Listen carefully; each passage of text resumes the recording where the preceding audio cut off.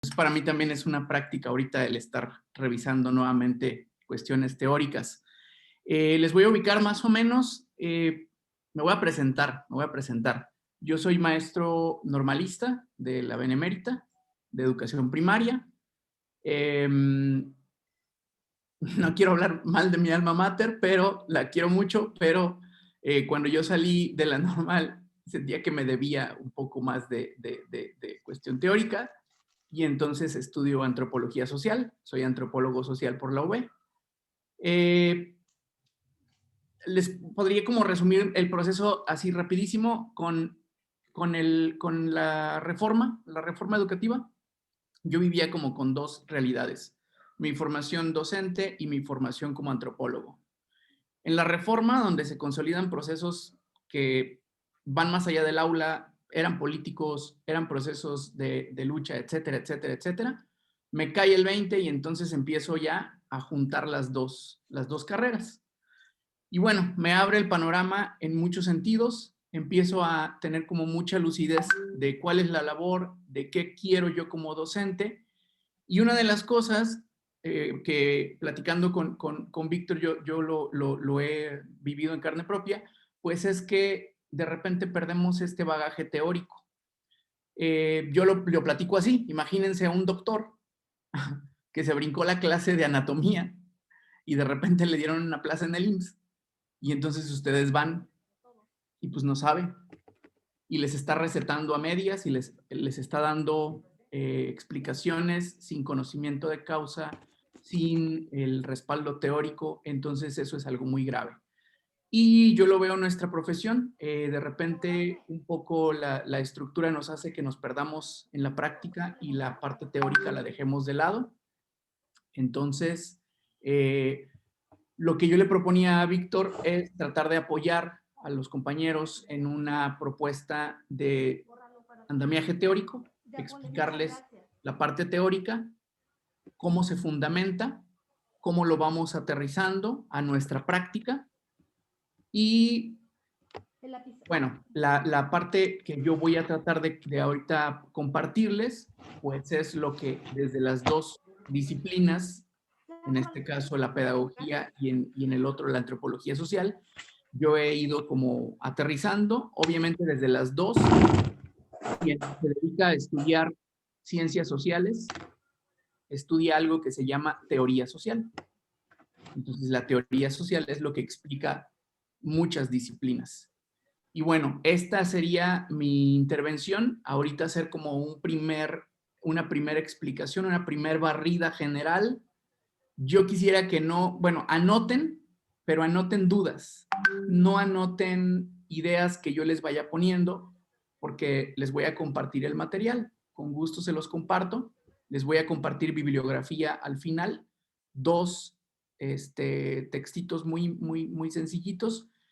Y más bien me gustaría que fuera un conversatorio donde pudiéramos ir aterrizando, estructurando, porque creo que es lo que necesitamos para nuestra evaluación, tener lucidez de esta estructura teórica que hay de la enseñanza y del aprendizaje. Y bueno, no les voy a decir ahorita específicamente hacia dónde vamos a llegar, pero sí desde dónde vamos a partir y es desde la cuestión teórica. Entonces voy a hacer una presentación. Vic, ¿te la paso o la presento? Ahí está el permiso. Está habilitado. Sale. Bien, ahora, para complementar la introducción nada más, comentarle a todos las reglas del juego. Vamos a exprimir el tiempo. Vamos a exprimir el tiempo. Tenemos al experto presente y todos ustedes tienen seguramente algo que pueden aportar. Después, al término de esta exposición que va a hacer Jorge, pues obviamente, y en el inter que lo va haciendo, ya lo señaló, vamos a ir pidiendo la palabra en el chat o levantando la manita azul, ¿sale? Para interrumpir las veces que sea necesario y nos vamos a extender hasta donde veamos conveniente. En un principio se ofrecieron 8 sesiones, pero para ustedes, por el mismo costo, vamos a ampliarlo a 12 sesiones, toda vez que me dijo Jorge, ¿sabes qué? Esto no se agota en una sesión, la teoría es pesada, pero al que le gusta lo va a sentir como un regalo y un bálsamo, estoy segurísimo. Entonces, empezamos, amigo, y yo voy a estar pendiente del chat. Adelante. Listo, listo.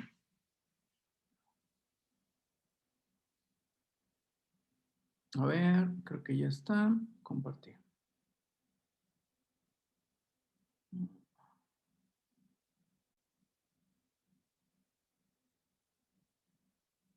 Permíteme, es que tengo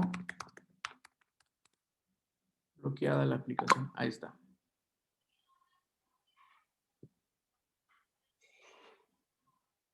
Voy a entrar y salir. Claro, Voy a entrar y salir. en lo que está compartiendo, fíjense bien, aquí hay personas que están en diferentes procesos de admisión, de promoción, vertical y horizontal. Ahorita vamos a entrar a eso, a esas dudas o esas partes. Lo que es cierto es que todos, incluso los que van a presentar para supervisión, para director, deben de reconocer esta parte importante de teoría. Sobre lo que hoy platiquemos, estoy seguro que vamos a poder aprender a leer los siguientes textos. Entonces, es lo que platicábamos con Jorge. A ver, vamos a ver, el que aprendió a manejar, el que aprendió a conducir de alguna forma, encuentra similitudes para cómo encontrar manejar otro coche, pero debes de tener nociones claras y básicas. Eso es lo que vamos a ver el día de hoy. Insisto, estamos esperando a que se unan todos los que iban a estar en la reunión. Empezamos y estamos listos. Obviamente, después de estas dos primeras charlas de introducción, vamos a empezar a compartir ya lo que es el Drive con todos los contenidos organizados y más que nada con algunos ejemplos de simuladores para ir practicando. Pero hoy empezamos a través de esto que es como el punto general. Adelante, amigo. Ok, ya se ve, ¿verdad? ¿Ya estoy compartiendo pantalla? Sí. Sí, ya, maestro. Sí, maestro. Voy a iniciar así para no hacer la pantalla completa para poder ir viéndolos. Bueno, la primera parte tiene que ver con teorías pedagógicas y puse teorías pedagógicas al inicio porque es de donde vamos a partir. Y después nos vamos a ir con desarrollo infantil y desarrollo del aprendizaje o aprendizaje. Algunos autores hablan del proceso aprendizaje, enseñanza-aprendizaje o solo aprendizaje. Aquí lo que quiero que intenten como concretar es cómo en el proceso de formación docente, nosotros como docentes, y aquí es otra pregunta que me gustaría en algún momento con 2 o 3 participaciones que me dijeran, si tenemos normalistas de benemérita o de escuela normal, si tenemos de UPB, si tenemos pedagogos de UB, me gustaría saber con quiénes estoy entendiéndome, porque esa es la otra de las cuestiones que quisiera ubicar. Dependiendo de la formación que tenemos, es con lo que nos defendemos en la práctica. Entonces, les vuelvo a repetir, cuando yo salí como normalista, yo salí con un muy buen dominio de grupo, con muchas habilidades didácticas, con excelente capacidad para manejar a los chicos, etcétera, etcétera, pero una carencia pedagógica o teórica enorme.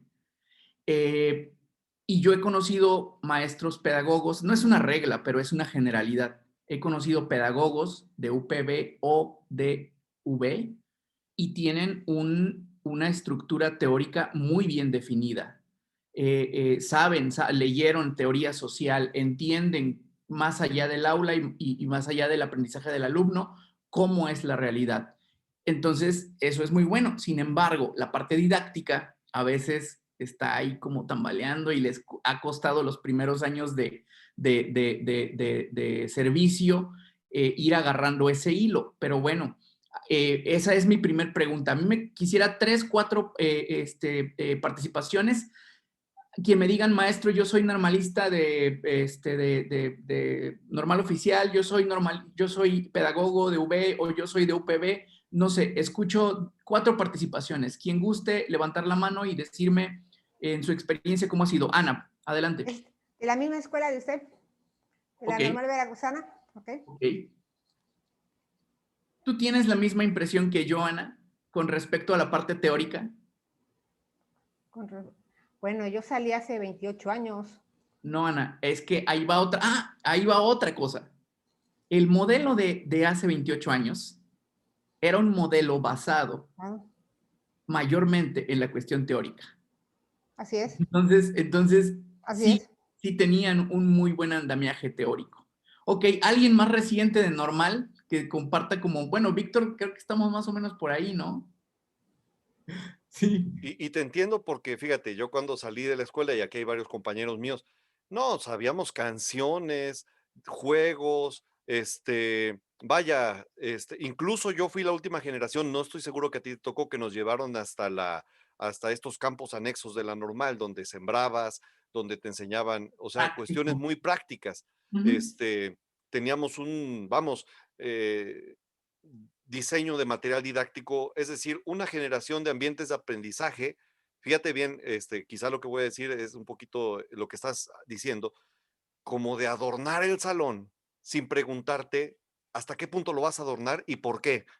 Entonces, ahora vamos a estudiar las multiplicaciones y entonces resulta que era mejor hacerlo a través de colores, los que tú quisieras. No estudiamos la teoría del color. Ahora vamos a hacerlo en el patio, sin estudiar la teoría de la movilidad y el desarrollo corporal. Entonces, sabíamos lo que teníamos que hacer. Sin embargo, pocos docentes nos dijeron por qué. Y entonces, cuando llegamos al salón, y a mí me pasó, y debo de confesarlo, yo en mi práctica, en mi práctica, empecé a enseñar inglés y empecé a trabajar en el patio porque me dijeron en la normal que eso era lo mejor. Llegó una familia, llegó un par de padres de familia y me empezaron a cuestionar, maestro, ¿y por qué les enseñas inglés? ¿Por qué? Yo pensaba que iba a ser gracias, maestro, por enseñarles inglés, ¿no? No inglés como materia. Salíamos a cantos y juegos en el patio. Oye, tan fácil era tomar el plan de estudios donde decía que deberíamos enseñar algunas palabras. O sea, ahí lo dice clarito. No nos metamos al tema de inglés, vámonos al tema de usos de diferentes espacios como generadores de ambientes de aprendizaje. Y me quedé en blanco y dije, a ver, espérate, es que un maestro en la normal me dijo, no, no se vale, ese argumento no se vale. Que un maestro en la, no, no, no, ¿quién lo dijo y por qué lo dijo? Y ahí me di cuenta de estas falacias que a veces nos creamos con que yo no puedo argumentar con mi práctica o con mi sentido común o con mi experiencia o con lo que alguien dijo.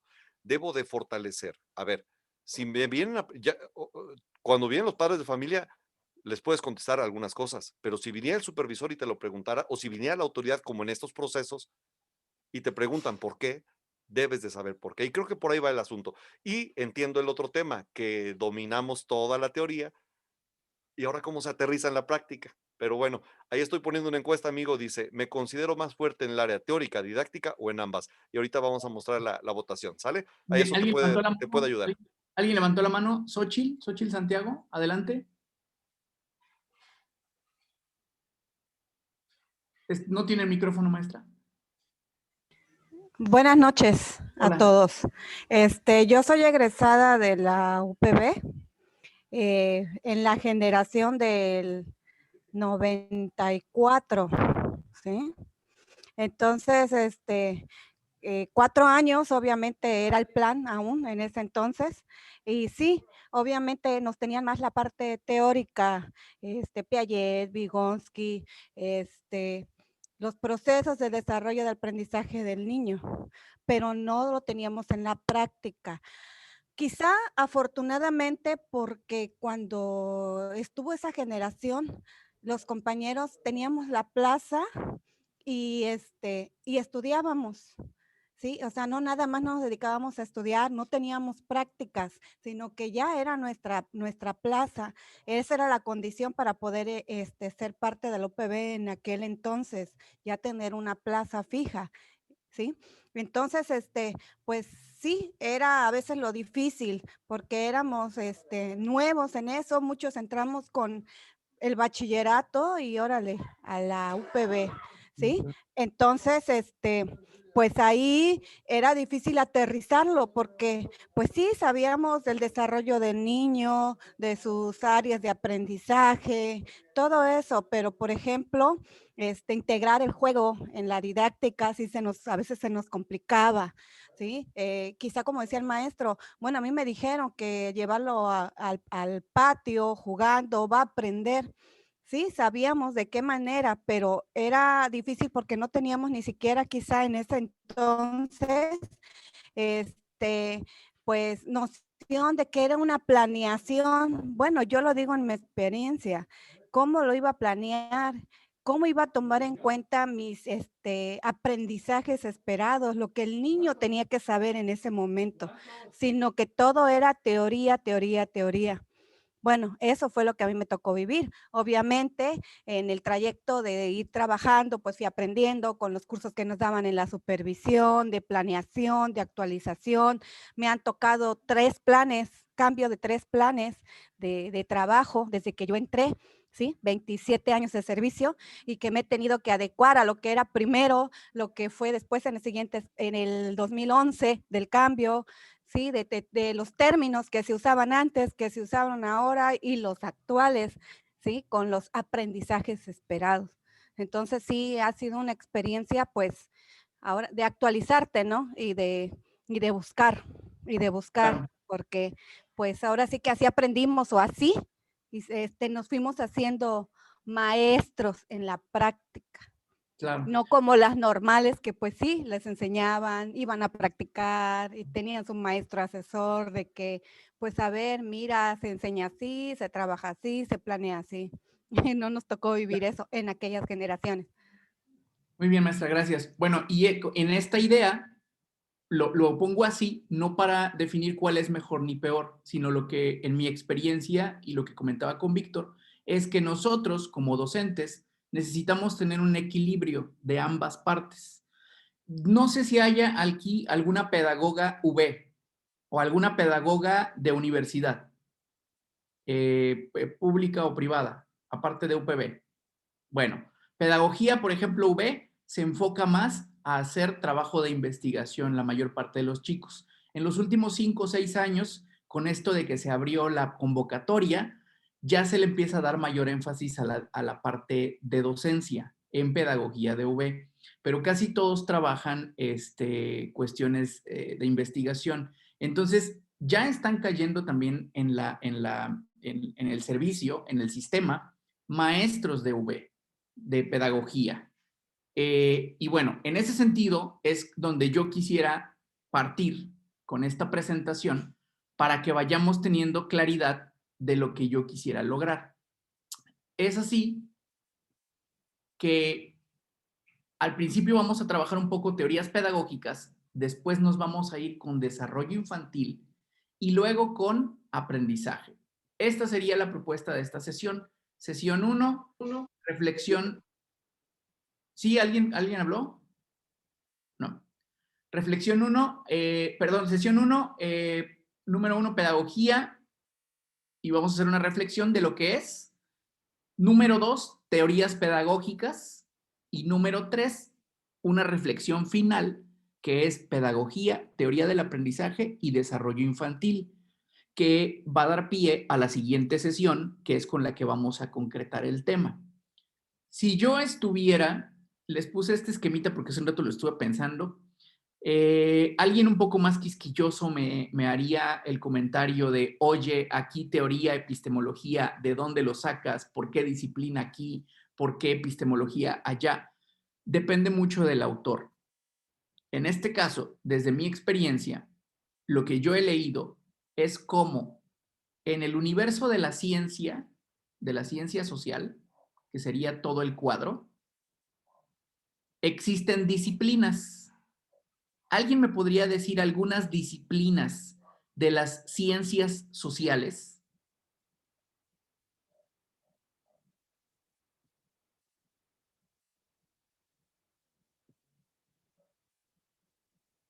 Bueno, pedagogía, antropología, sociología, historia, filosofía, son disciplinas de las ciencias sociales.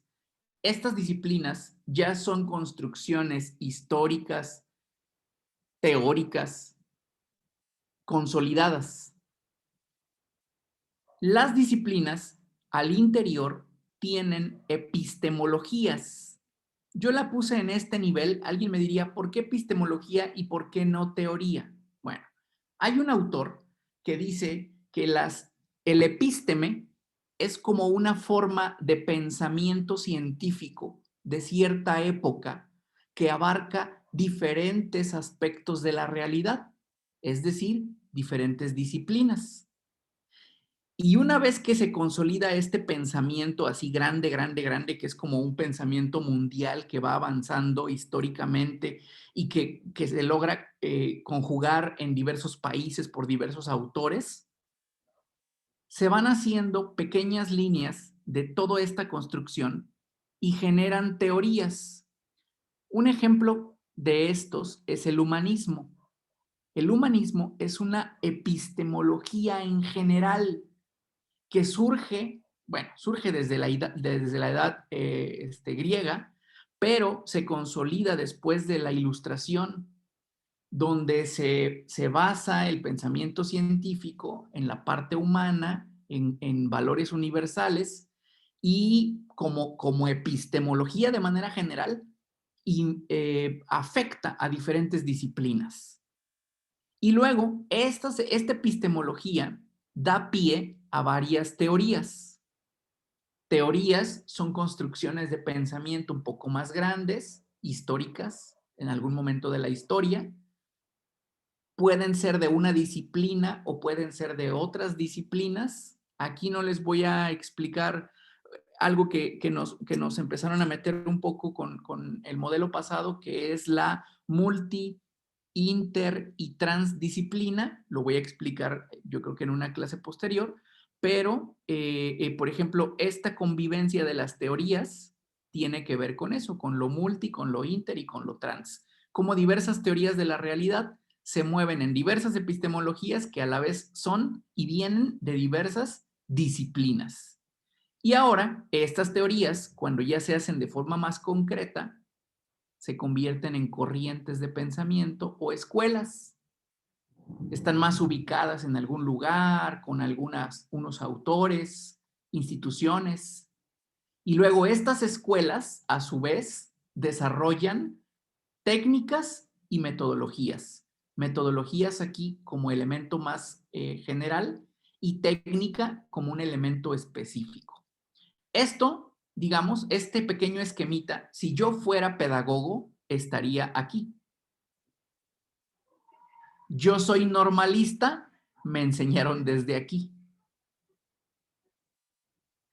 Entonces, aquí es donde yo quisiera que entendieran desde dónde nos vamos a entender.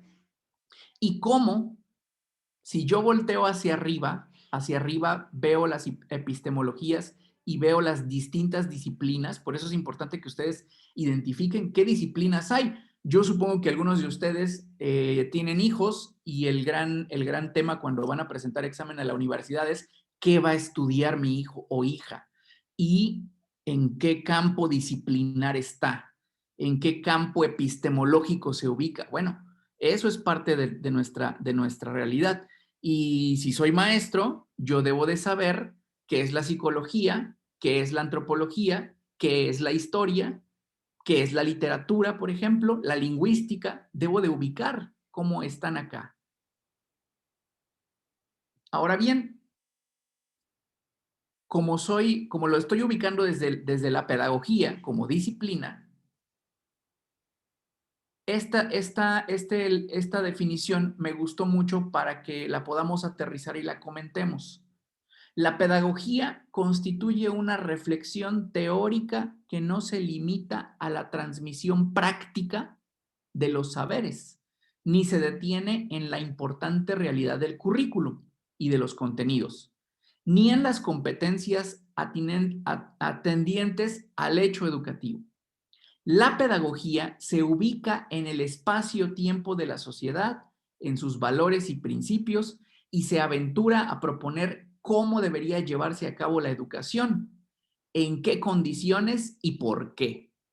El rol de la pedagogía es, por tanto, de proyecciones profundas, abarcador, panorámico y procura la síntesis, aunque se apoya en la fenomenología diversa que caracteriza al aula de clase y a la escuela. Voy a regresar un poco a la pantalla para poder verlos. En esta definición, si yo fuera pedagogo, desde ahí estaría partiendo. A los que somos normalistas nos empiezan a enseñar un poquito más abajo, a partir de las teorías del aprendizaje. Pero si ustedes se dan cuenta en la definición de pedagogía, y yo siempre me lo he preguntado, ¿por qué no en la normal agregan el concepto de pedagogías?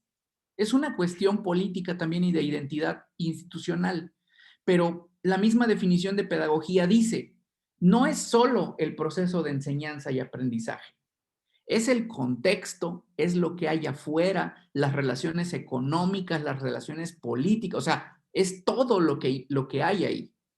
Entonces, en la práctica, siendo normalista, no nada más, dijera Víctor, no nada más te enseñan a hacer el jueguito, o no nada más tendrían que enseñarte a hacer el jueguito para que aprenda la lectoescritura, sino también a entender procesos macros, procesos que inciden desde el exterior en la educación del niño.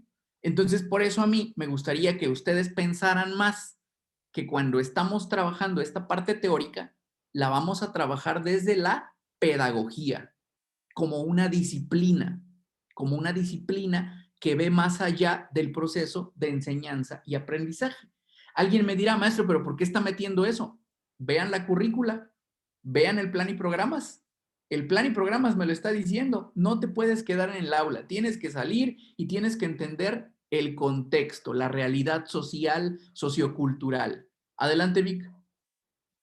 Cuando a nosotros egresando de la normal, yo me encontré con 2 maestros que me dijeron, oye amigo, tú recibes al niño y planeas tu clase como si fuera casi su única opción de aprendizaje, ¿no? O sea, entrando al aula, tú estás diseñando tus clases como si, bienvenidos al mundo de Víctor, ¿no?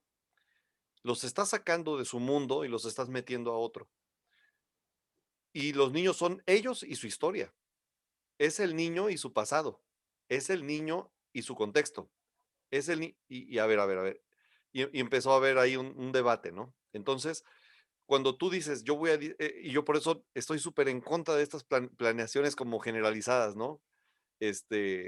Si esa planeación te sirve, por ejemplo, yéndonos al tema, si esa planeación te sirve, inicio, desarrollo y cierre, para aplicarla en la escuela privada de Nuevo León, y la misma planeación la vas a ocupar porque la descargaste en xitas.com y la vas a aplicar en la sierra de XY, significa que te está valiendo un pepino el niño.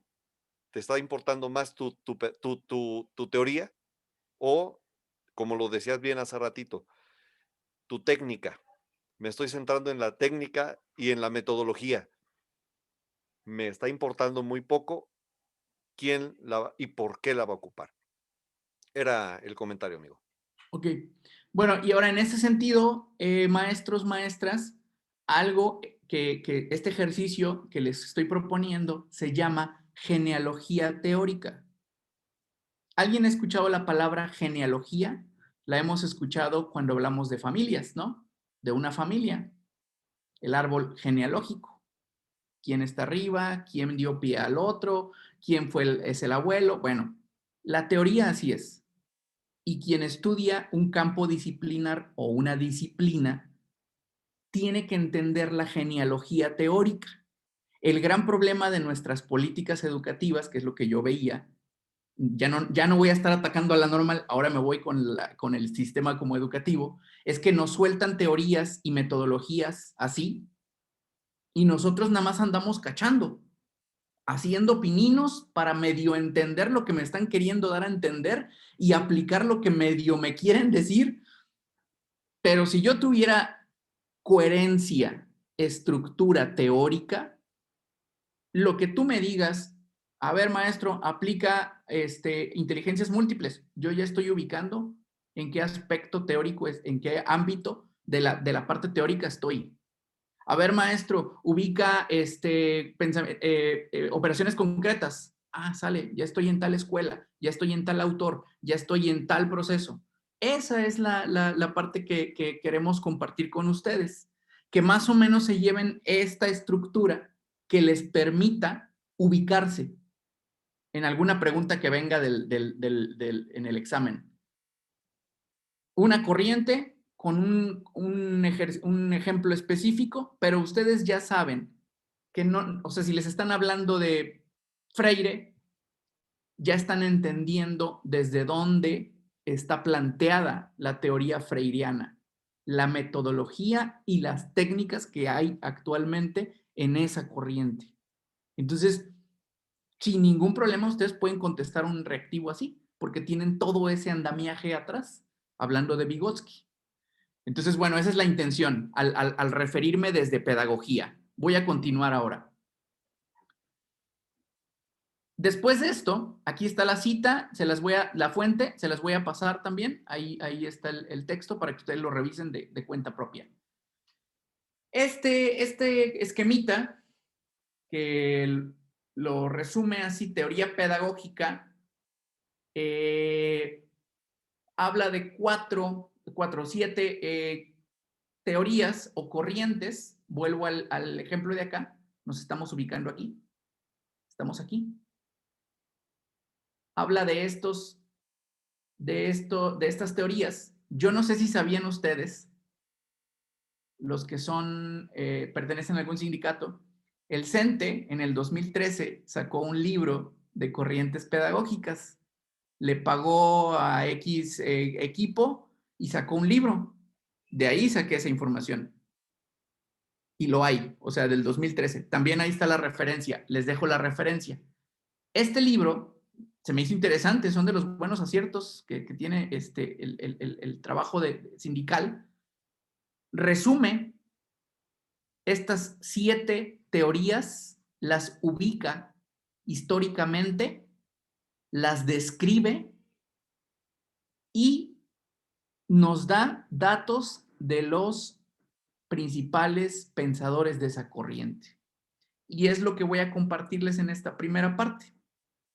Estas 7 teorías pedagógicas, la temporalidad, más o menos temporalidad, vuelvo al tema de las genealogías. Las genealogías no todas son lineales. Hay escuelas de pensamiento que han ido modificándose, que empezaron de una manera y se fueron modificando. Eso también es algo importante que uno como docente tiene que ir viendo, porque vamos a aterrizar. La siguiente clase es donde yo les quiero compartir otra cosa. Vamos a aterrizar metodologías y técnicas, principalmente las que son a distancia. Ustedes han visto ahorita aula invertida, gamificación, bueno, todas estas son metodologías ya que son la colita de todas estas corrientes, pero que ahorita nos las están pidiendo para meterlas. Y si no las entiendes, si no las comprendes, aunque te pares de cabeza y como dice el aula invertida, utiliza dispositivos y que el niño haga videos, como no entiendes cómo está planteado, aunque lo ponga a grabar al niño el celular, no se logra el objetivo didáctico. Entonces, bueno, ahí voy a llegar, hasta ahí vamos a llegar, pero es en este orden genealógico de teorías que vamos a ir bajándolas. Vamos a revisar la escuela nueva, que fue de 1889 a 1920, y ahí viene otro dato. Alguien me podría decir, maestro, pero esto ya tiene, ¿qué? 100 años. Sí, tiene 100 años, pero eso dio origen a muchas estructuras actuales de formas de pensamiento y de enseñanza. Eso también, ubicarlo, por ejemplo, ¿qué pasaba en 1889? ¿Qué pasaba al inicios de 1900? Pues estábamos cerrando el siglo con una explosión industrial, estábamos iniciando el sueño americano, por ejemplo, en Estados Unidos, en los años, inicios del siglo XX, estaba ya planteándose la Primera Guerra, la disputa de territorios, los combustibles, o sea, todo esto afecta o incide en una teoría pedagógica. También quien se pone a estudiar una corriente teórica tiene que estudiar desde dónde nace, en qué momento histórico y por qué. Pedagogía de la Liberación, 1921, 1997, aunque sigue actualmente, los hijos o los discípulos de Freire siguen, una hija de Freire sigue. También vamos a revisar la pedagogía cognitiva, que es prácticamente mucho de lo que estamos haciendo en nuestro trabajo de maestro.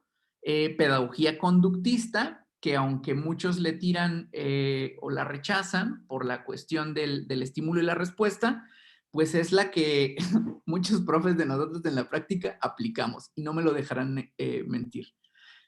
Tiene sus bondades. Ninguna teoría es completamente desechada. Eso también es otra cosa. Aquel que piense de esta teoría ya no sirve y vamos por esta nueva, tiene como un pensamiento evolucionista darwiniano, en donde lo viejo sustituye a lo nuevo y lo viejo murió y lo nuevo no. En el caso de la teoría no es así. El pensamiento teórico va modificándose conforme avanza la historia. Y luego, pedagogía constructivista, que también es otra corriente de la cual nosotros tenemos muchísimo en nuestro plan y programas. Pensamiento complejo, que lo empezaron a meter también por ahí con Peña Nieto, también es algo que es interesante revisar, sobre todo porque lo sacaron de las ciencias sociales.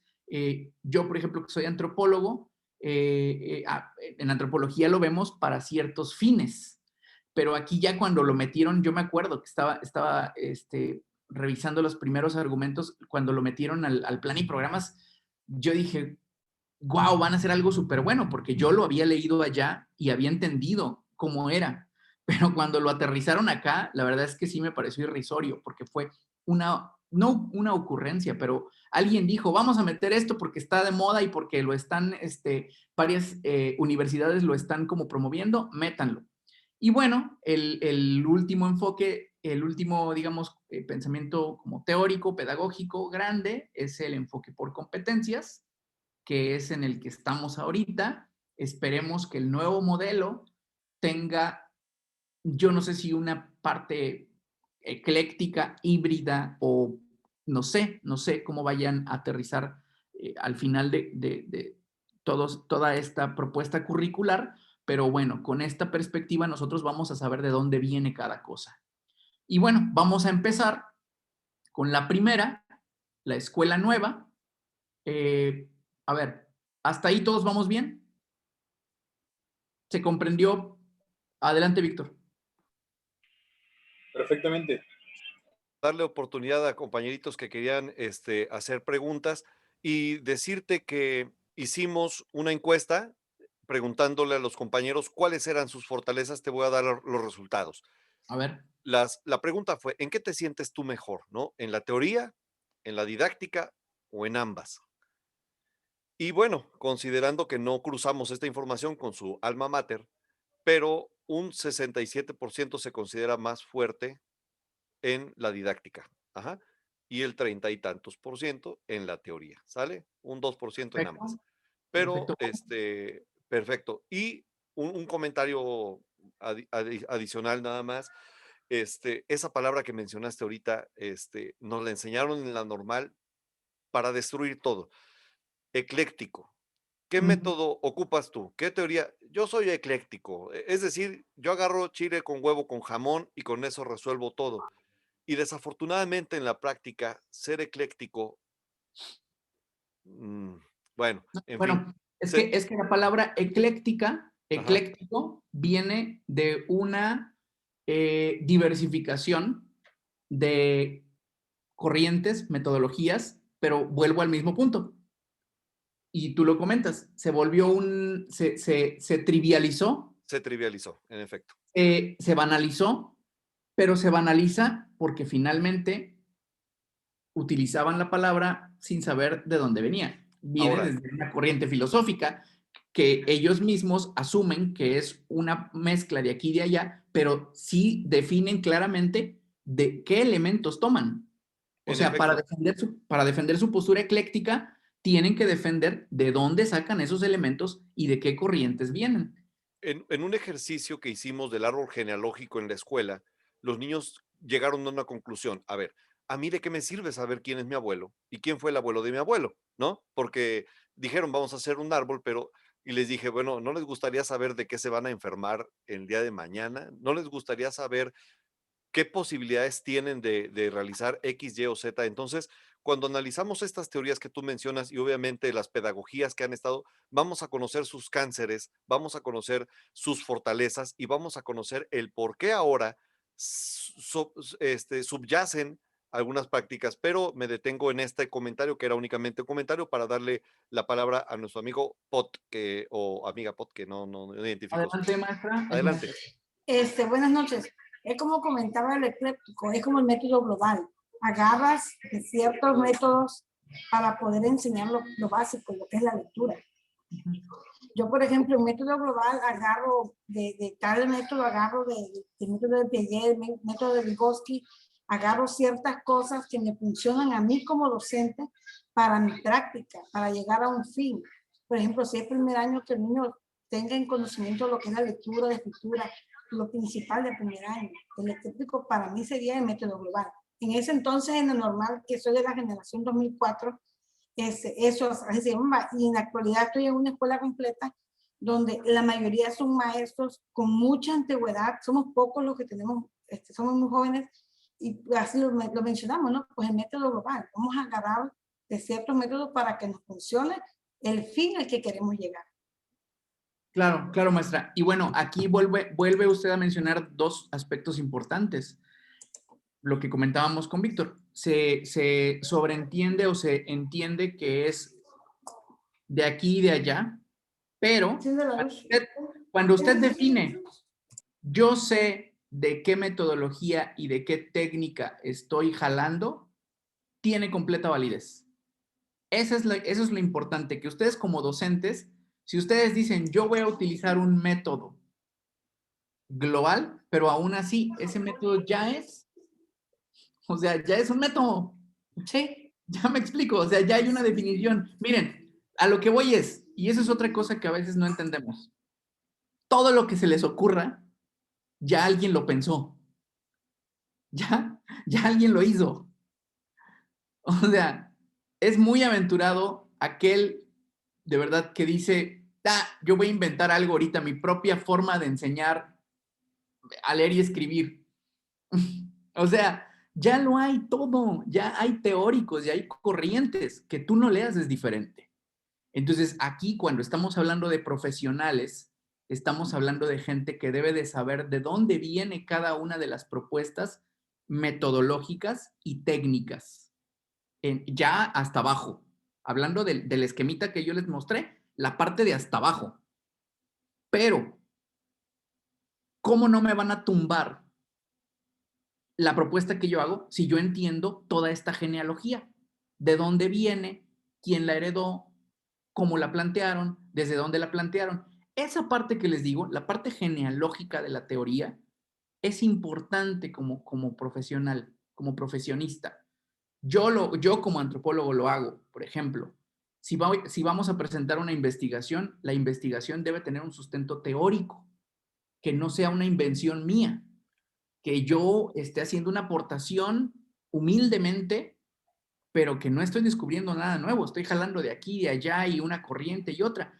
Eso es genealogía teórica, eso es el marco teórico metodológico que luego les pedían para sus licenciaturas o sus maestrías o sus doctorados, pues por ahí va ese asunto. Bueno, continúo entonces hablando con la primera corriente.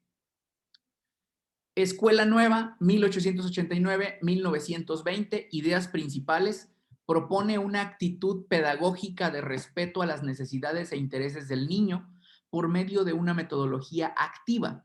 Los estudiantes aprenden gracias a la acción y a la reflexión. Características principales: el niño es el centro de la educación y los temas deben ser interesantes para él. Individualización de la enseñanza: el juego es el medio educativo de primer orden, la escuela prepara para la vida, la relación maestro-alumno debe estar basada en la confianza y la afectividad. Principales aportaciones: metodologías activas como los proyectos, fíjense qué tan viejos son, los centros de interés, incorporación de contenidos procedimentales y actitudinales, incorporación temática de la realidad social, política y cultural. Y bueno, algunos exponentes: Rousseau, Tolstoy, Pestalozzi, Froebel, Agazzi, Montessori, De Crowley, Freinet, Dewey, Kilpatrick, Cáceres, que ya son como más hacia acá. Aquí lo que quisiera comentarles, por ejemplo, al decir, es que estas teorías son bien viejas, pero no han dejado de existir.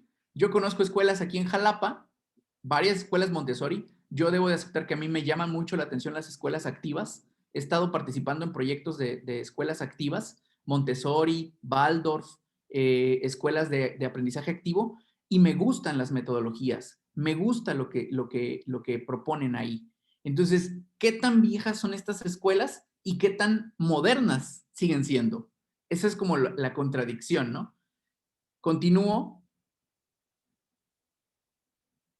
En la siguiente escuela o corriente, la pedagogía de la liberación, 1921-1997, aunque todavía siguen, ideas principales: surge como transformación del mundo por medio de una nueva educación que le ayude al estudiante a ser crítico y a transformar a la sociedad para mejorarla.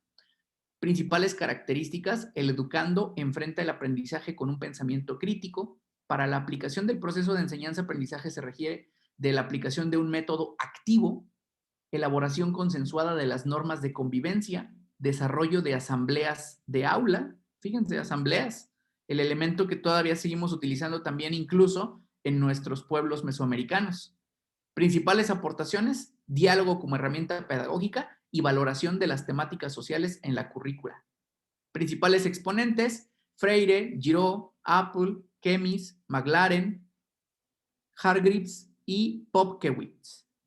Esta corriente, esta pedagogía de la liberación sigue estando presente. A mí me encanta también porque tiene un fuerte contenido social. Yo como antropólogo creo mucho por ejemplo, en el pensamiento marxista, en el pensamiento de la lucha social, de la transformación social, y los principios de la pedagogía, que iba dirigido principalmente a los pobres, era que la educación iba a permitir la liberación del pensamiento, lo iba a emancipar. Eso se me hace extraordinario. Ahí es donde yo les dije que hice clic con mi otra formación, cuando yo entendí que no nada más era enseñar a leer y escribir. O sea, puedes generar procesos de cambio trascendentales en los alumnos, sociales, no nada más individuales, sociales, que si todos los maestros nos pusiéramos en una postura crítica, este país ya sería otro, porque somos los que estamos gestando el caldo de cultivo de las siguientes generaciones. Entonces, bueno, esta corriente pedagógica se me hace muy interesante por eso, por todo lo que contiene. Y ahí hay que entender los rasgos del perfil de egreso de educación básica. ¿Qué tanta carga tienen de estas escuelas? Porque cuando leemos los rasgos de perfil de egreso de manera superficial, pues que un niño que a ver, espérate, trae arrastrando una carga ideológica, porque uno de los primeros temas que te van a preguntar en el examen es principios, dice así, principios filosóficos, éticos, legales de la pedagogía que estamos viviendo. Entonces, comprender qué tanto nos quedamos con una y con otra nos va a dar esa orientación, y realmente lo estamos logrando. Y cuando vengan los incisos, porque son casos prácticos, hay palabras que no pueden ir ahí. Cuando te dicen, ¿sabes qué? Vamos a realizar la maestra X, me recuerdo muchísimo este caso que venía, perdón, Jorge, la interrupción, pero decía, el maestro X propuso para un grupo de tercer año la siguiente, un trabajo para analizar el ciclo del agua, la evaporación, En ese momento comenzó a llover y a granizar afuera del salón. Lo que el maestro tuvo que hacer era, y venían 4 opciones, ¿no? Opción 1, seguir su planeación tal como la tenía. Opción 2, detener todo y salir al patio para observar y registrar. Opción 3, dejar que los niños se acercaran a la ventana y continuar con la clase. Opción 4, X, Y o Z. Ya ustedes tienen la respuesta más o menos. Viene de aquí. Adelante, Jorge. Eso, y bueno, la idea también es que en un plan y programas, uno por eso debe de saber esta cuestión teórica, porque es una política pública, un plan y programas. Al ser una política pública, no se puede posicionar ideológicamente en alguna teoría. Eso es algo que también tendrían que entenderlo ustedes, pero a mí me gustaría, por ejemplo, que en mi plan y programas me viniera referenciado, me viniera de dónde sacaron la idea, de dónde sacan la categoría, de qué autores están dándome esta propuesta, porque así se maneja la teoría social, así se manejan las disciplinas, ¿no? No como nada más darnos una ventadita ahí y les vuelvo a repetir, hazle fácil al profe para que entienda, dile que tiene que hacer esto, como si nosotros no fuéramos pensantes. Entonces también tiene mucho que ver con la política pública y esto que comenta Víctor, ver de manera subtextual, entre líneas, la teoría se los da. La teoría se los da. Continúo con la siguiente escuela. Pedagogía cognitiva, ideas principales, enfoque que establece estrategias para encaminar los procesos mentales de información, representación y acción. Sostiene que el aprendizaje es un proceso en el que se modifican los significados de manera interna, aprendizajes producidos como resultado de la interacción entre la información procedente del medio y del sujeto. Principales características: énfasis en la participación activa del estudiante en el proceso de aprendizaje. El docente es un mediador, fíjense. Se encuentra constituida por las ciencias básicas, ciencias instrumentales y la filosofía. El desarrollo de la tecnología es otro pilar de apoyo cognitivo. Aportaciones principales: empleo de organizadores previos de la información, diversidad de modos de presentar y trabajar la información, técnicas de trabajo cooperativo. Principales exponentes: Vygotsky, Simon, Chomsky. Aquí se me hace interesante, por ejemplo, que ponen a Chomsky. Chomsky, bueno, Vygotsky ya nosotros lo sabemos en mucho, pero no todo. Ahí les va. Cuando yo presenté en la evaluación anterior, yo, con esta intención de querer seguir metiéndome en la cuestión teórica, me empecé a meter a leer a Vygotsky directo, de sus textos directos, para entender cuál era el planteamiento. Y igual, o sea, alguien me lo está explicando y me lo está diciendo como lo interpretó, y me lo dice de la manera más fácil, pero de verdad, yo creo que si lo aplicáramos solamente a Vygotsky, o sea, y haríamos maravillas, haríamos maravillas. Entonces, eso se me hace interesante. Si ustedes pueden en algún momento revisar libros específicamente de Vygotsky, específicamente de Freire, que esa es otra cosa que me propuse ahorita en estos meses, yo quiero leer a Freire directamente, sus planteamientos, es la fuente directa. Y luego, por ejemplo, Chomsky, que lo meten aquí, que él habla de gramática, habla de cómo se genera el lenguaje. Pues ese lo utilizamos también para la enseñanza de la lectoescritura. Está en algunos puntos de las nuevas propuestas metodológicas del modelo de Peña Nieto, de la reforma. Entonces, eso también nos da estructura para entender por dónde va lo que nos están planteando. Continúo con la siguiente, pedagogía conductista del 1901 al 2000. Yo creo que siguen, todavía hay. El conductismo iguala el aprendizaje con los cambios en la conducta observable, bien sea respecto a la forma o a la frecuencia de estas conductas. El aprendizaje se logra cuando se muestra o se exhibe una respuesta apropiada después de la presentación de un estímulo ambiental específico. Principales características: la conducta es un fruto de la experiencia aprendida del sujeto, no de factores innatos o genéticos. Las conductas han de ser tratadas como observables. la asociación entre estímulos y respuestas existe y solo es válido lo observable. Bueno, aquí, por ejemplo, esto es bien interesante porque hablando no solo de pedagogía conductista, sino que yo me pongo a pensar en cómo la epistemología conductista, no solo desde la pedagogía, sino como epistemología, como forma de pensamiento más grande, entró en muchos aspectos disciplinares. Por ejemplo, en la psicología. El clásico experimento de Pavlov del perrito con el estímulo y la respuesta. Ahí empezó en experimentos de laboratorio. Pero cómo en la pedagogía también fue útil. Y les vuelvo a preguntar, muchos de nosotros en teoría lo hacemos. El problema es que el estímulo que metemos está muy chafa a veces. ¿Sí me explico? Si entendiéramos que hay estímulo-respuesta y que ante un estímulo vamos a tener una respuesta, a veces los estímulos que nosotros utilizamos son crueles, no son adecuados. Pero eso no quiere decir que la teoría esté completamente mal. Esa es la parte importante. Bueno, principales aportaciones. Se plantean dos variantes, el condicionamiento clásico y el condicionamiento instrumental y operante. El clásico es el que les decía y el instrumental y operante es algo más pensado, más dirigido, con miras a que se logre un resultado.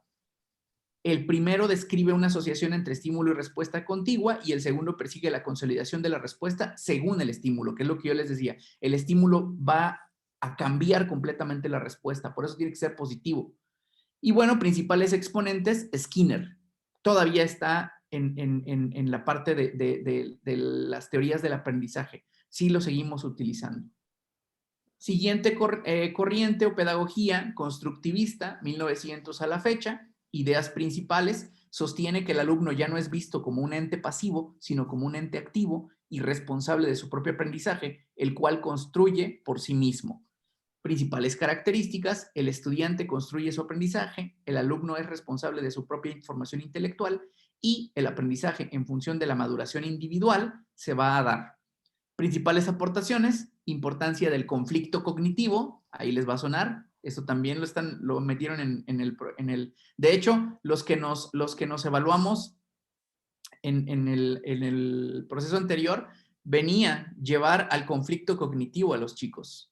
¿Cómo generas el conflicto cognitivo? Y otra vez, regrésense a la fuente, regrésense al autor y hay que leer qué plantea del conflicto cognitivo. Porque nada más nos dicen el conflicto cognitivo, pues debe ser, pues, conflictuarlo, ¿no? Conflictuarlo con algo que no entiende. No, tiene toda una explicación detrás y eso es importante saberlo. Necesidad de respetar el nivel de desarrollo de pensamiento de los estudiantes. Y los exponentes, Glassersfeld, Piaget, Inelder, Brunner, Ausubel, aquí faltó Sullivan y Bourdieu, que también ahí no sé por qué meten a Bourdieu, pero bueno, suponiendo que por la parte de la estructura social. Y esta, bueno, sería la pedagogía constructivista. Siguiente, pensamiento complejo, que es el que yo les decía, que también lo metieron ahí con esta reforma. Ideas principales es la capacidad de interconectar distintas dimensiones de lo real ante la emergencia de hechos u objetos multidimensionales, interactivos y con componentes aleatorios o azarosos. El sujeto se ve obligado a desarrollar una estrategia de pensamiento que no sea reductiva ni totalizante, sino reflexiva. El pensamiento complejo es la característica interna de diferenciar lo real de lo imaginario. Principales características: comprender al ser humano como ente físico, biológico, o sea, en toda su integridad, social, psíquico, cultural e histórico. El docente debe conceptualizar al ser humano de manera integral. Y aportaciones: la comprensión humana, el desarrollo de los saberes, hablando aquí de que los saberes ya no nada más son los saberes científicos o disciplinares, sino el saber popular. En este ámbito, en esta corriente, es donde se empieza a dar también mucha validez al pensamiento mesoamericano, al saber popular que tenemos nosotros como mexicanos, y en otros países el bagaje cultural que existe. El proceso educativo del medio ambiente brinda a los estudiantes la posibilidad de ser personas reflexivas, críticas y propositivas. Y, bueno, como principal exponente, Edgar Morin. Y por último, el enfoque por competencias, que ese es el que lo tenemos muy revisado en los últimos años. Propone la integración y movilización de saberes conceptuales, procedimentales, actitudinales y valores para enfrentar y resolver situaciones y problemas en un contexto determinado. Principales características: proporcionan la capacidad de saber, saber hacer y saber ser, preparan al alumno para enfrentar nuevos desafíos, promueven procesos de aprendizaje autónomo. Principales aportaciones: permite integrar y relacionar los aprendizajes con distintos contenidos, tipos de contenidos, promueven el aprendizaje a lo largo de toda la vida, la definición de competencias básicas para la vida, y bueno, ya conocemos a Perrenoy y a Cole. Hasta aquí concluyo con las corrientes de pensamiento o teóricas. ¿Dudas o preguntas antes de pasar e ir cerrando?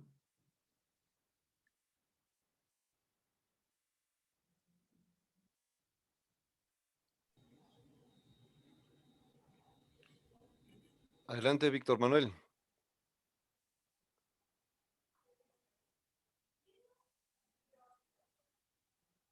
No se escucha, profe. No, se me hace que no. Adelante, sí. No tengo dudas, pero sí me gustaría que leyéramos a los principales exponentes por la pronunciación que a veces se nos... Claro, claro. Sí, profe. De hecho, en el material que les voy a proporcionar, que les digo que ahí está, viene explicado la corriente, viene explicada la propuesta. Cada corriente trae postulados. Debemos entender que cada postulado es como la idea eje de una corriente teórica. Entonces, tenemos que identificar bien esos postulados, que más o menos ahorita los manejé aquí. Pero una vez ubicados los postulados, irnos ya a la propuesta, digamos, práctica. Y bueno, ahí Víctor, profesor Víctor, va usted a poder checar también las biografías de cada uno de los pensadores de esa corriente. Y si tiene alguna duda de pronunciamiento, con gusto se las podemos explicar. ¿Alguien más? ¿Alguna otra pregunta o duda de las corrientes teóricas que están aquí? ¿Queda entendido en dónde estamos? Todavía no bajamos, seguimos arriba. Estamos aquí arriba todavía. Maestro Jorge, buenas noches. Adelante. Disculpe que yo no levante la mano porque no, la verdad no sé dónde es que se levanta la mano aquí, pero mire, solamente quiero decirle que estoy muy animado, me siento muy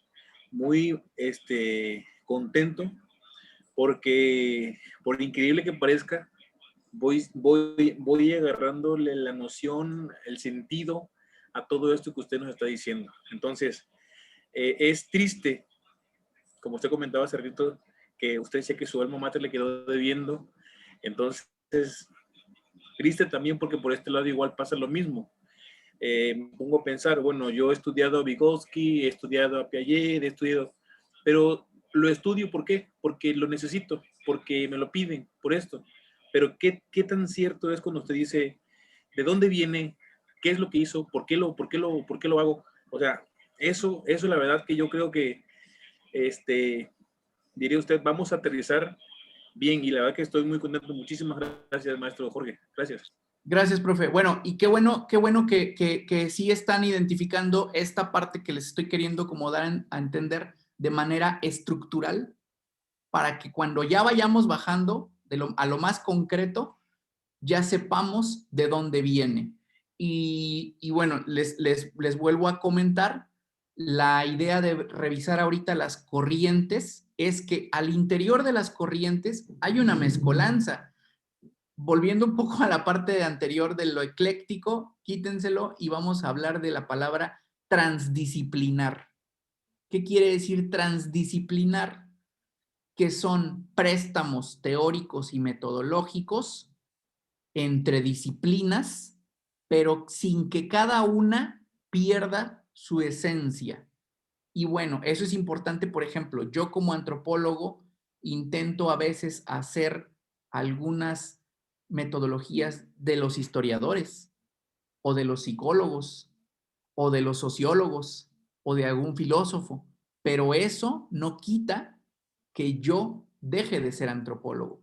Solo lo tomo como préstamo. Estoy dialogando con la otra disciplina. Y como maestros, nosotros a fuerza tenemos que ser transdisciplinares, porque a veces tenemos que entender al niño en su individualidad desde la psicología. A veces hay que entender por qué está expresándome una situación que tiene que ver con su contexto familiar, antropología. A veces me está dando a entender que a lo mejor el niño tiene una afectación por necesidad especial. Bueno, pues ahí nos estamos metiendo más a la parte clínica de la psicología y ya nos estamos metiendo con necesidades especiales. O sea, nosotros como docentes tenemos que hacer este diálogo. ¿Alguien levantó la mano? ¿Alguien más? Una maestra me parece que vi. Sí, maestro, soy yo. Adelante. Yo fui la que levanté la mano, solo para comentar, como dice el maestro Víctor, y estoy de acuerdo ya con él después de escucharlo a usted, en cuanto a que esta conferencia iba a ser muy como un bálsamo para las personas que nos gustan las sociales.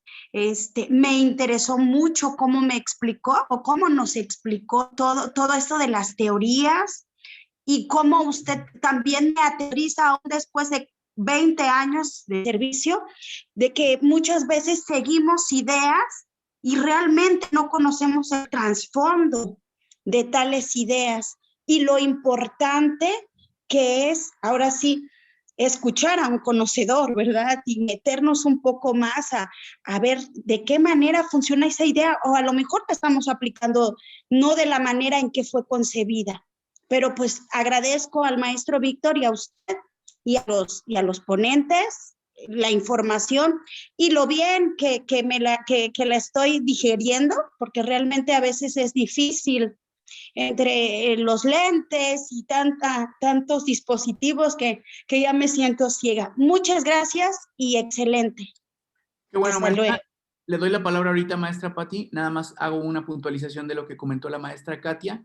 En esta parte en la que yo también me di cuenta por mi propia experiencia, recuerdo cuando llegué al servicio y un profe de 20 años me decía, pues es que no tienes experiencia, podrás saber mucho, pero no tienes experiencia. Entonces, sí nos damos cuenta que necesitamos las dos. O sea, el profe con 20 años de servicio ni leía. Yo creo que no leía nada, pero entendí eso. Y en la antropología también lo entiendo. Hay gente excelente, excelentes investigadores que saben mucha teoría, pero no saben hacer una investigación. Entonces es lo mismo. En todas las disciplinas pasa lo mismo. Teoría y práctica. Si no logramos juntarlas, nos volvemos muy prácticos y de verdad, quien no sabe, nos lo podemos chamaquear, dijeran. Le puedo hacer alguna triquiñuela ahí discursiva y medio lo enredo y ya. Pero quien sí sabe, me va a descubrir lo que hago.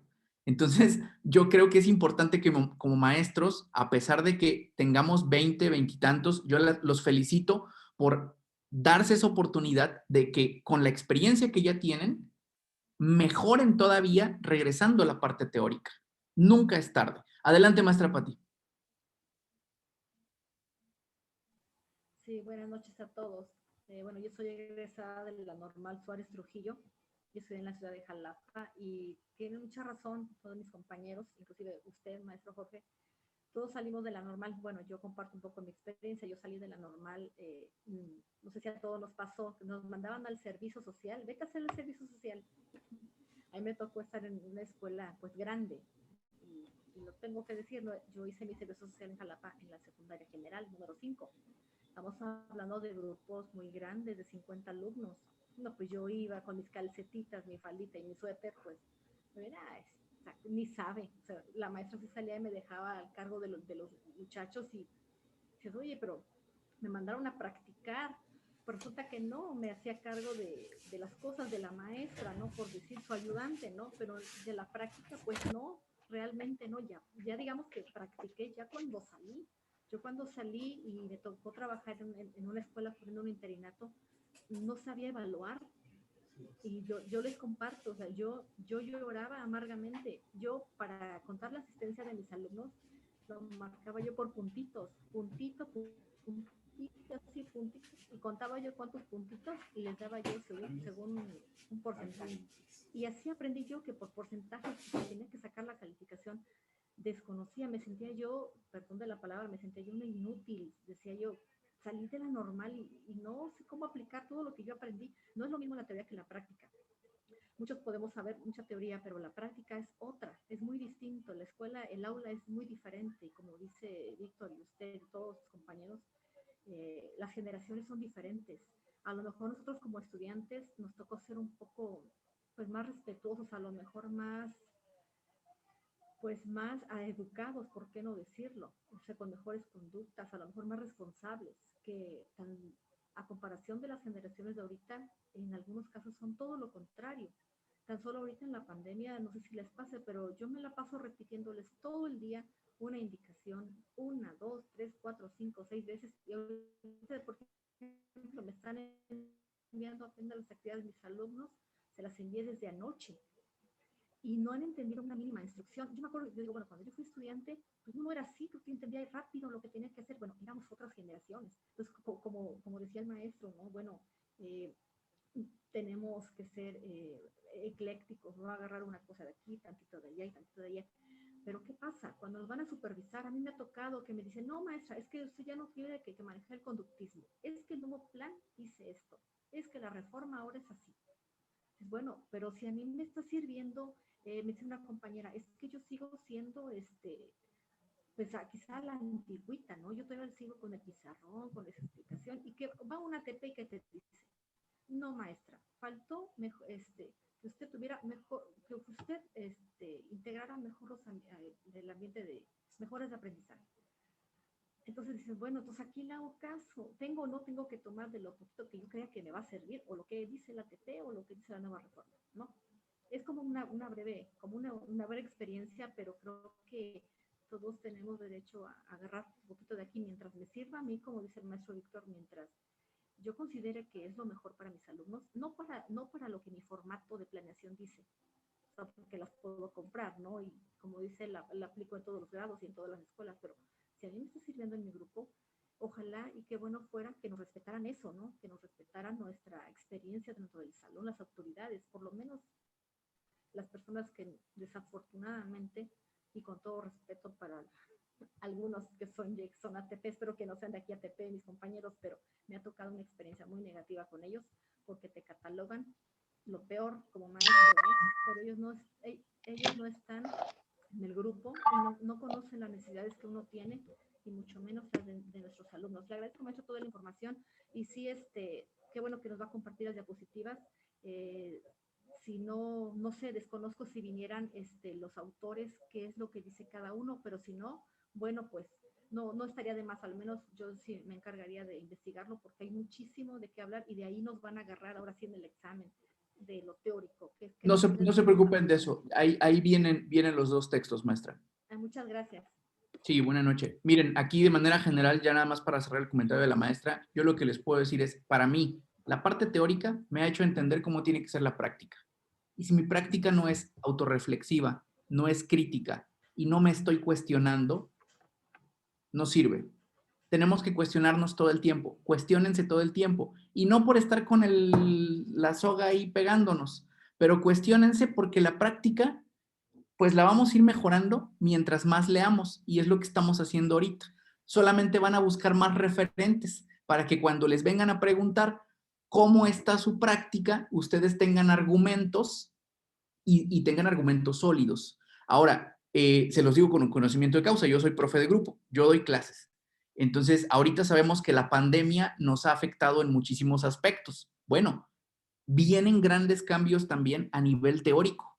La pandemia está cambiando las estructuras que nos habían dicho que así funcionaban de aprendizaje y de enseñanza. Entonces, vienen buenos cambios en este sentido, pero ahorita estamos experimentando un ensayo y error con la práctica. Pero imagínense, si nada más tenemos nuestro sentido común y no tenemos teoría, pues no, nos vamos a perder. Entonces, la teoría nos va a servir para ubicar bien nuestra práctica. Y bueno, ahora vuelvo al punto. Estamos acá, en la parte teórica, arriba. Todavía no aterrizamos en la parte metodológica y en los técnica. Entonces, ahí es donde ustedes van a empezar a ver más claridad. Gracias, maestra. ¿Alguien más, ya para ir cerrando? ¿Alguna pregunta de hasta donde llevamos? Muy bien. Voy a continuar y voy a cerrar entonces.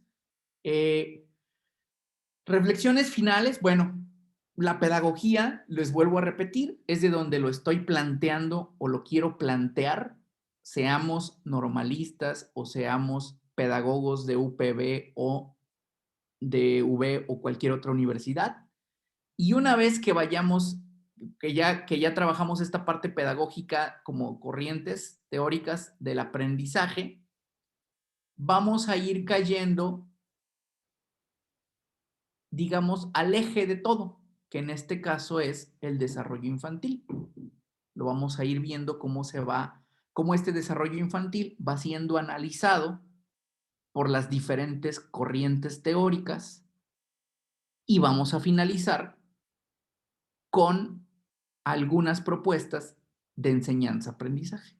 Y bueno, les pongo aquí esta referencia para que más o menos entiendan como de dónde está planteado la parte teórica.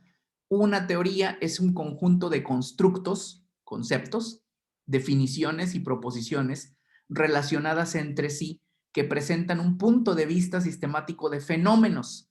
En este caso, hablamos de fenómenos, pero nuestro fenómeno, digamos, se llaman niños. Y como estos niños están inmersos en dinámicas sociales e individuales, especificando relaciones entre variables con el objeto de explicar y predecir los fenómenos. Esa es la utilidad de saber teoría, predecir algo que vaya a pasar, porque les vuelvo a repetir, alguien ya lo investigó, alguien ya lo vio, alguien ya lo registró. No vamos a inventar nada. Seamos un poquito humildes en eso. Entonces hay que saber teoría. Los constructos o construcciones son conceptos que tienen el significado agregado de haber sido inventados deliberada y conscientemente, adoptados con un propósito especial y científico. O sea, no están nada más porque sí. Nos explican algo y hay que entenderlo, hay que saberlo. Y bueno, aquí les dejo la fuente también. Y ya para finalizar, les comento que la próxima sesión trataríamos de trabajar teorías del aprendizaje específicamente, desarrollo infantil y metodologías de pandemia. Que esta fue una charla que les di a unos compañeros de la supervisión de donde yo trabajo,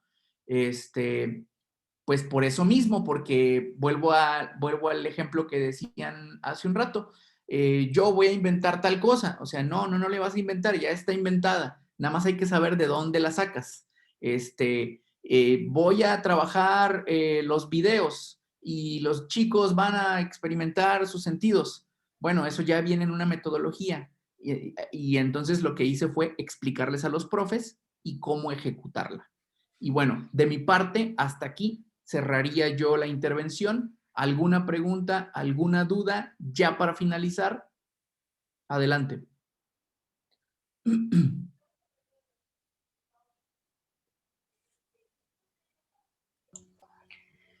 ¿Puedo hacer una pregunta? ¿Me permite? Adelante, adelante. Gracias, espero que me escuche bien. Sí. Antes que nada, un saludo desde Puebla. Me agradó mucho sus temas que tomó y cómo los está incursionando para que nosotros tengamos un mejor conocimiento. Otra duda, ¿cuándo nos vamos a reunir y qué es lo que vamos a leer? ¿O dentro de lo que nos van a enviar nos dice qué es lo que tenemos que resolver o nos van a ir indicando ustedes?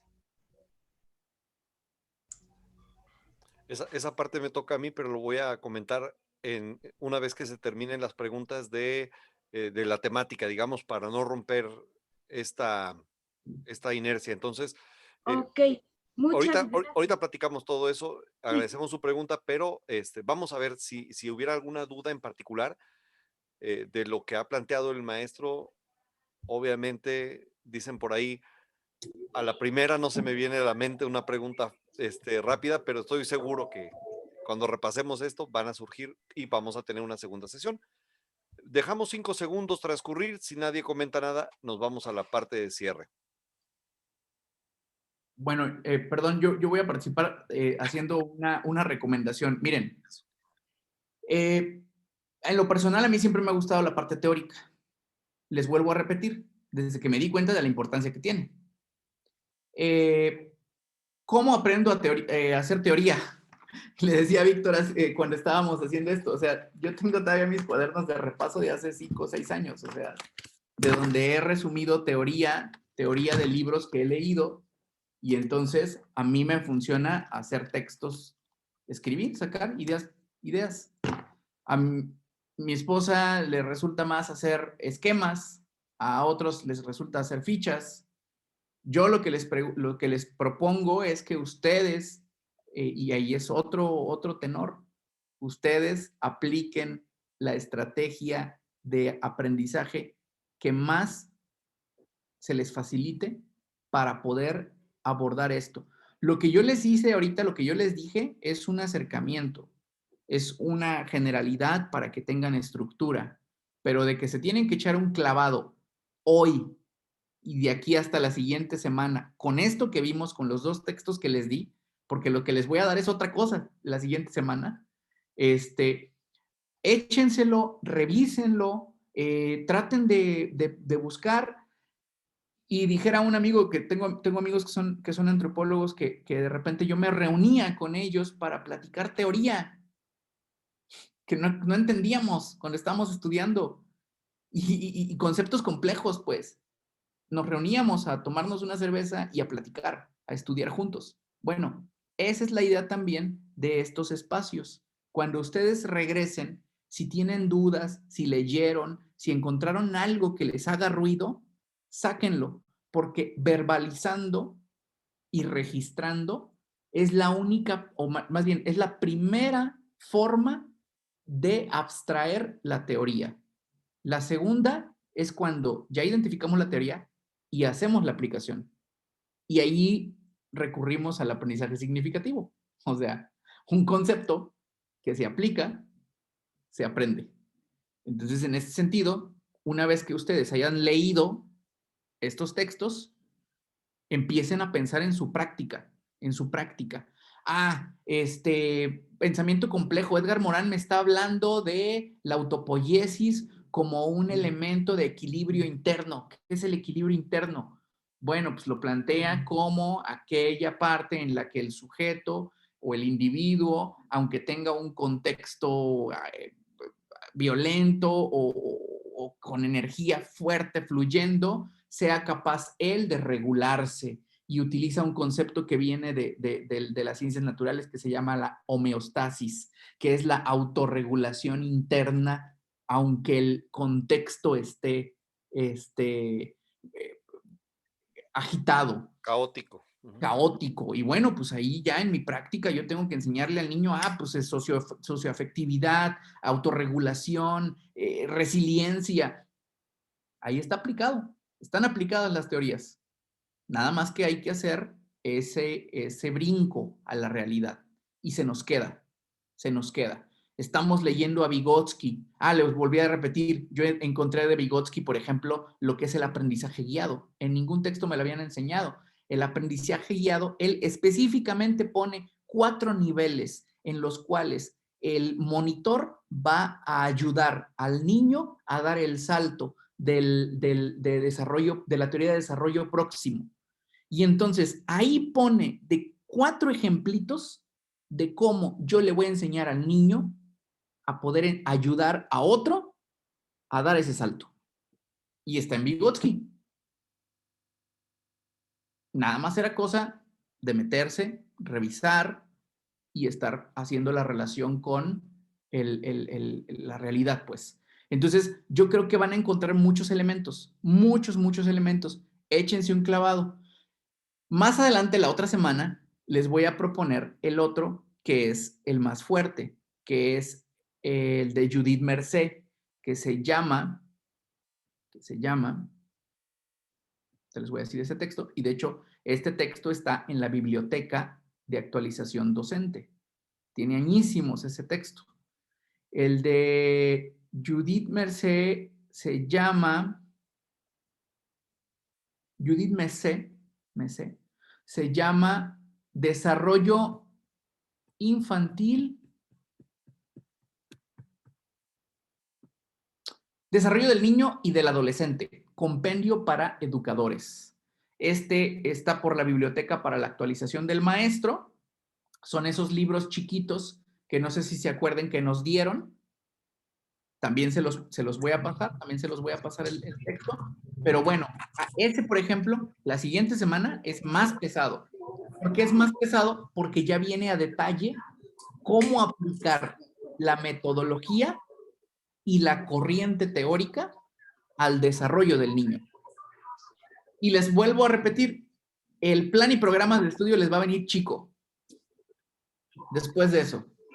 ¿Por qué? Porque ustedes van a saber identificar qué les está pidiendo y ustedes van a saber de dónde viene y por qué se aplica así y a dónde tienen que llegar. Sin necesidad de estar tanto leyendo los propósitos, o sea, sí son importantes por la parte normativa, pero por la parte teórico, metodológica, este librito les va, es así como, yo lo sugeriría así como la Biblia, léanlo. El profe que se lo chute así, bien leído y lo haga, lo vincule a su práctica, no va a tener ningún problema. ¿Alguna duda? Okay. Muy interesante ese libro. Bueno, pues de mi parte sería todo. Les agradezco la atención, la escucha y nos estamos viendo la siguiente semana. Los dejo para que platiquen con el profe Vic de detalles y, bueno, cualquier duda, estamos en contacto. Okay. Bonita noche. Saludos, amigo. Chao. Y un aplauso de todos. Gracias. Bien, listo. Me comunico contigo. Excelente. Tu ponencia, maestro. Felicidades. Bien. Bueno, concluimos. Miren, este fue una breboca, ¿no? Una apertura. Quiero que quede claro una cosa. No es nuestra intención mortificar a nadie, ¿eh? La intención es que sepan que vamos a guiarlos para que esto que está platicando el maestro lo podamos ir aterrizando, porque la intención no es quedarnos en la teoría, sino llevarlo hacia cómo poder entender. A veces decimos, es que esa pregunta tenía dos respuestas igualitas, ¿no? Nunca identifiqué la palabra, la coma, el punto que hacía la gran diferencia. Hacer este tipo de introspecciones y de reflexiones nos va a llevar a eso. Pero bueno, empiezo a puntualizar. Número 1, esta grabación, se ha grabado la sesión